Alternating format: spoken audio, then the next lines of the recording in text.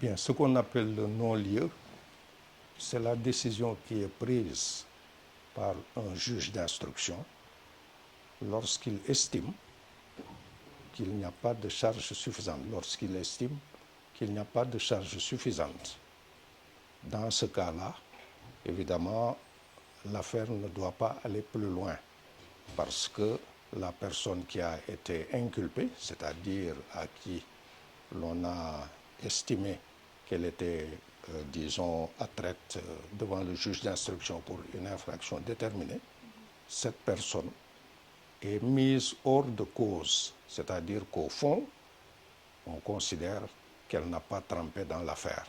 Et donc, la décision prise par le juge d'instruction, c'est de lui dire, vous pouvez aller vaquer à vos occupations. Donc, c'est ça ce qu'on appelle le non-lieu. C'est-à-dire que la personne qui bénéficie du non-lieu est considérée comme étrangère à l'affaire en cause. Quand on dit qu'il y a non-lieu pour insuffisance de charge, c'est-à-dire que le juge d'instruction estime qu'il n'a pas suffisamment d'éléments pour attraire la personne en question, la personne inculpée, devant une quelconque juridiction. La décision que prend le juge d'instruction, c'est une décision de non-lieu. Par contre, si vous voulez, le fait de décerner un non-lieu pour, si vous voulez, prescription de l'action publique, c'est autre chose. Quand une infraction est commise, l'autorité publique, ce qu'on appelle ici le ministère public, dispose d'un certain temps pour devoir, en quelque sorte, poursuivre le délinquant et éventuellement l'attraire devant le juge. Ce délai est variable en fonction des infractions. Alors, pour la contravention, c'est c'est un mois, un an pour la contravention. Pour, si vous voulez, le délit, c'est en principe 3 ans, mais il y a des délits où le délai de prescription de l'action publique est de 7 ans. Normalement, pour le crime, le délai de prescription de l'action publique est de 10 ans. Maintenant, c'est durant ce délai qu'on doit poursuivre le délinquant. Si ce délai est dépassé, même si on dispose d'éléments probants, c'est-à-dire d'éléments de preuve, pour savoir que telle ou telle personne a commis l'infraction, cette personne ne pourra plus être attraite devant le juge répressif. Autrement dit, ne pourra plus être condamnée pour l'affaire, disons, où elle était en cause. C'est ça ce qu'on appelle l'expiration du délai de prescription de l'action publique.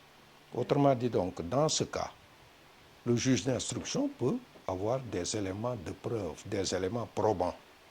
Mais néanmoins, il estimera que le délai qui était imparti pour poursuivre le présumé délinquant, ce délai est dépassé.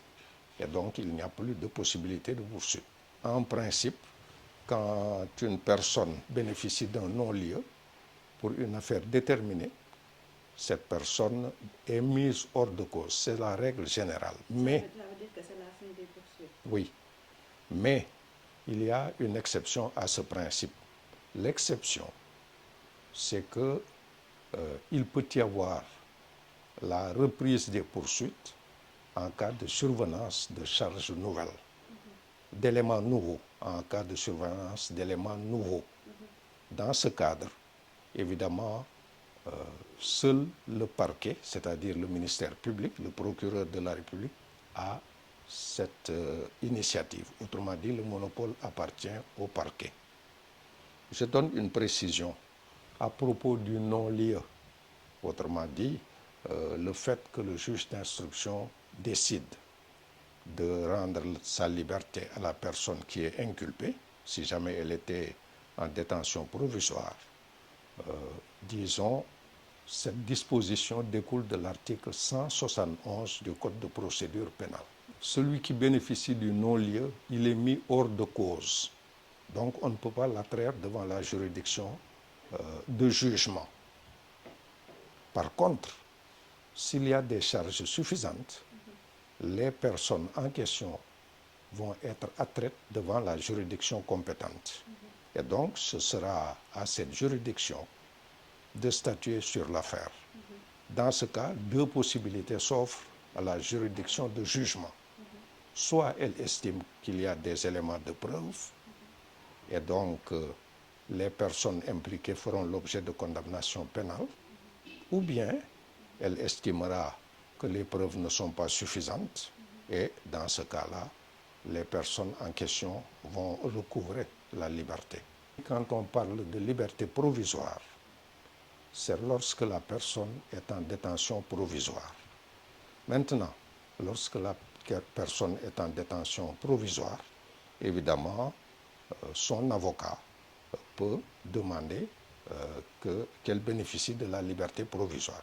Cette liberté provisoire peut être accordée ou refusée.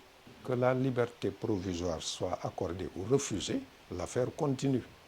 Autrement dit, la procédure continue. La procédure devant le juge d'instruction ne se terminera que, disons, de deux manières. Première manière, il y a une décision de non-lieu, et donc la personne ou les personnes mises en cause vont être hors de cause, c'est ça ce qu'on appelle le non-lieu, ou bien alors il y a des charges suffisantes et les personnes en question vont être attraites devant la juridiction répressive. C'est ça ce qu'on appelle l'ordonnance de renvoi décernée par le juge d'instruction pour la juridiction compétente. Quand on est devant le juge d'instruction, le juge d'instruction, c'est un juge, mais son rôle, c'est un rôle de filtre. Son rôle consiste à examiner les affaires qui méritent d'atterrir devant la juridiction compétente ou bien les juridictions compétentes et les affaires qui ne le mériteraient pas. Quand le juge d'instruction, à la lumière de ses investigations, estime qu'il y a des charges suffisantes, il va décerner une ordonnance de renvoi devant la juridiction compétente pour que les personnes inculpées soient, disons, jugées par le tribunal compétent. Par contre, si le juge d'instruction estime qu'il n'y a pas de charge suffisante, sa décision consiste à ordonner, à décider de ce qu'on appelle le non-lieu. Quand il y a non-lieu, ça signifie que la personne concernée elle est mise hors de cause. Si elle était en détention provisoire, elle va recouvrer la liberté. Si elle était sous contrôle judiciaire, le contrôle judiciaire doit cesser. Autre chose, évidemment, je vous donne les articles concernés. Je vous le disais tout à l'heure, pour les problèmes de décision du juge d'instruction, c'est à l'article 171 du Code de procédure pénale. Alors, pour le problème si vous voulez, de la reprise de l'instruction en cas de survenance de charges nouvelles, il y a également, je vais vous dire, les articles 182 à 184 du Code de procédure pénale. Je donne aussi quelques précisions. Normalement, il incombe au juge d'instruction, si vous voulez, de décider du non-lieu ou bien du renvoi de la personne concernée devant la juridiction compétente.